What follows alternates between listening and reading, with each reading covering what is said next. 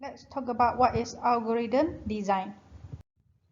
Okay, so software engineering, which is called SE, is a branch of computer science and provide techniques to facilitate the development of the computer programs. And problem solving is referred to the entire progress of taking the statement of a problem and developing a computer programs that solve that problems. And the programming process, okay, SE concept, okay, require a rigorous and systematic approach to the software development called software development life cycle. So programming process is a part of the activities in the software development life cycle. Okay, so the programming process. So the step 1 to 9, you can see that. Okay, so first, you need to do is clearly define what the program is to do. Okay, and then visualize the program running on the computer. Okay, visualize, and then use design tools such as hierarchy chart, flowchart, pseudocode. Okay, so here for we will use flowchart and pseudocode to create a model of the programs and check the models for logical errors. Type the code, save it, and compile it. Correct any errors found during the compilations. Repeat step 5 and 6 as many times as possible. If you have errors, you need to revise, correct it until it's no errors. Okay, and then you run the program with test data for input. So you need to have a test data that you already know the answer for validations. Okay, correct any errors found while running the program. Repeat step 5 to 8 through 8 as many times as necessary. Validate the results of the programs. So this video, okay, and this chapter we are focused on design tools, okay, for flowchart and pseudocodes. Okay, so for software development life cycles, okay, you can see that first is the system requirements. So what is the requirements? Okay, then after that you need to analyze, okay, and you need to make analysis, and then design, okay, code, system test, and maintenance. Okay, so the coding is you need to build programs, which is edit. Okay, you need to do the coding, and then you compile, link, and run. Okay. So analysis is understand the input-output process. So before you create a program, okay, you need to think what is the input you need, okay, and what is the output you want to have, and then the process. So for example, you want to go to ATM to withdraw the money, okay, you need to know the input, you need to have the card, you need to have the password, okay, and then the output will be the money you want to withdraw, okay, and then the process is how you step by step to have the program from request the input of password to withdraw the money that you need. So after you have the idea, okay, you have the input, output, and process idea, then you need to develop the solution, which is the algorithm. Okay, you need to have structure chart, either structure chart, pseudocode, or either flowchart.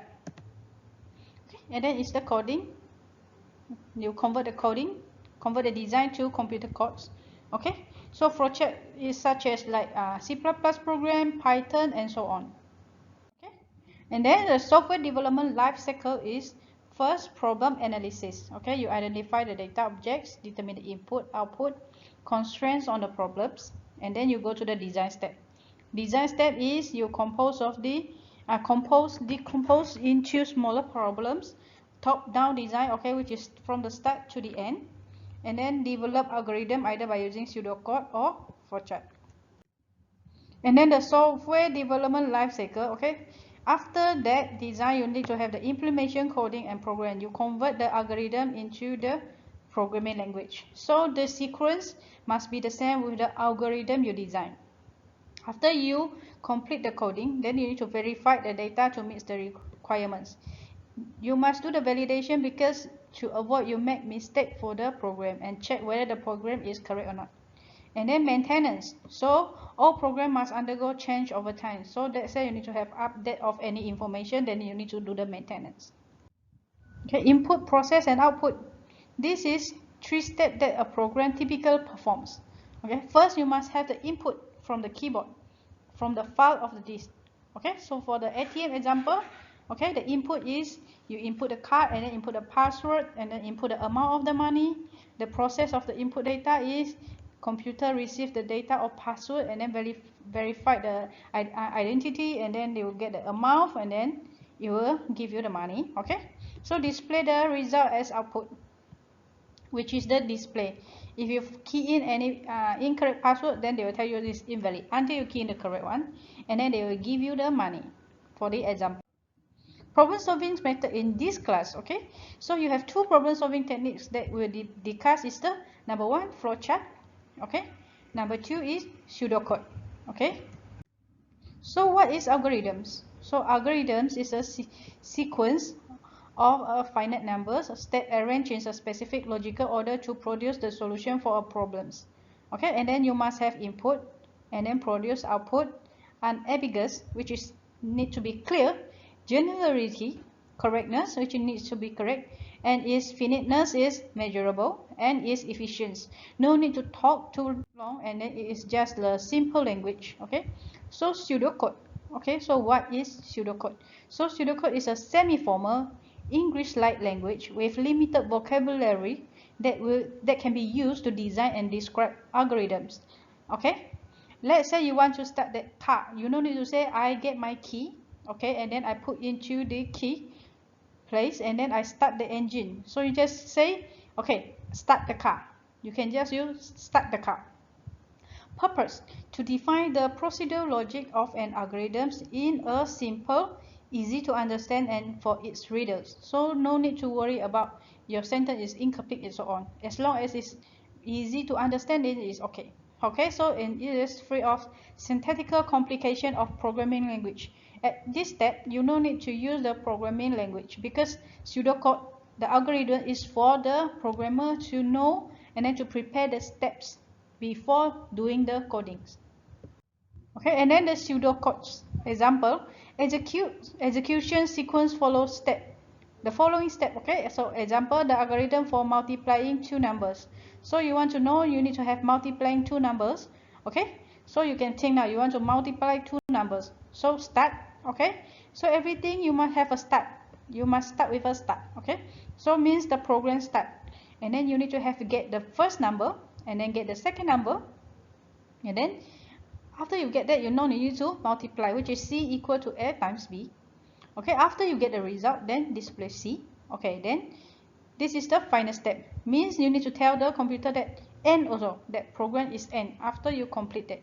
So this is the execution sequence. You must follow the sequence from A to Z, to 1 to 6, sorry. Okay, so let's do a hands-on example to write your pseudocode. So you can pause the video first and then don't go for the further on because later the next slide is the answer. Okay, so this you need to write a pseudocode to calculate A, Ix and Iy. Okay, so the answer for the previous slide, okay, which is calculate area Ix and Iy, is as this. So you will have a start and then you need to get get B, okay, and then get H, and then calculate the result Ix and Iy, and then display the result Ix and Iy. So remember that this is the step that you draft for your pseudocode. So it must be same with the coding later on you do. Instead of using get, you can also put input B and H. And other than pseudocode, we have also the flowchart. Okay, so what is flowchart? Okay, so flowchart is a graph of geometrical shape that are connected by lines, and two important elements in flowchart is first geometrical shapes, another one is the flow line. So geometrical shape represent type of statement in the algorithms. Every single shape, it has its own meaning, so you cannot use the wrong one, so it will not represent the correct step. And the flow line is shows the order in which the statement of an algorithm are executed. Okay, so this is example for the just now the example of calculate the to multiply two values. Okay, so flowchart represent an algorithm in graphical symbols. So for example, algorithms for multiplying two numbers, get A and B, this is the start. Okay, start must be using this button, and then get A and B, calculate result for C equal to A times B, display the result C and stop. Okay, so single buttons all with every symbols with their meanings. Okay, different meanings. So this is first is the terminal used to indicate the start and end button. Only start and end button can use this. Okay. Okay, and then the end of terminal, if you have the sub function or the functions or subroutines, then you must use returns instead of stop. Okay, and then this is the process. Process is a rectangular shape. Okay, used whenever the data is being manipulated. Okay, and then the input or output, you need to use this parallelogram. Okay, so this is the shape for input, process, and terminal. Okay, you must memorize and understand the shape. And then if you have the decisions to make, which is the selections control structure. Okay, so this is represent the operation which there are two possible selections, is either yes or no. And then this is for function or sub functions. Okay, and then this is on page connector. Let's say your flowchart is too long and then you want to connect in the same page, so you need to use the on page connector. And let's say if you want to connect and continue next page, then you need to use off page connector. And let's say if you want to make any comments at the right side or left side, then you need to use this. Okay, this is different from the flow line. So flow line here you have an error, but here if you want to make comments, there is no error. Okay, so the flowchart explanation. So just now you start with this start, which is the terminal, and then you follow by the input, you can see the shapes, and then follow by the process, and then the output, and then the terminal. So flowchart is easier to understand and easier to draw because you can identify the process by the shape. Okay, so explanation of using the comments. So let's say now you can see that this is how you use the comments. Okay, so you can see that if you want to make comments, sometimes you need to read too many things and you just want to put the short forms here, then you can put the comments like this. Okay, to the left to the right side, so you will make nicer flowchart. Okay, easier to understand. Okay, and then you can see that use the connector on the same page. Let's say you draw the flowchart and then too many statements, so you want to continue at the same page but at the right side, so you need to put the on page connector. You can see that you also label the connector because from 2 that then we follow by going to the 2 means from here it will continue to here, but then 1 here means that it will continue to here. So this is a repetition structure. Okay, so you must label it also, so from 1 to the 1, and then use the use of connectors on a different page. Let's say you don't want to continue on the same page, you can continue on the next page. Okay, so this is the symbols. So 2 means you will connect to the number 2 here. Okay, other than using 1 2 3, you can also use ABC. Okay, as long as you must put the number where it's going to connect. Okay, and then functions call examples. So here the module is the function and also is the subroutines, is same meanings. Okay, you start with read n1 n2 and n3, and then now you want to get the average, but then you want to make a simple flowcharts for the first one. Okay, so this is called functions call, and then the details on how we put another flowchart. So here we need to use this. Okay, this is a set for the functions or subroutines. So from this step we need to go to this one. Okay, so here you need to see that you will have the title here. Average is number of a result of number 1, number 2, number 3 is equal to sum. Okay, the process, so that's why you have to use this shape, is equal to sum equal to number 1 plus number 2, number 3, and then the result is the average of sum equal over 3. Okay, so after you calculate, then you will return back to here. So after the calculation, you return back to here and then you will print the result. This is how you call the subroutine.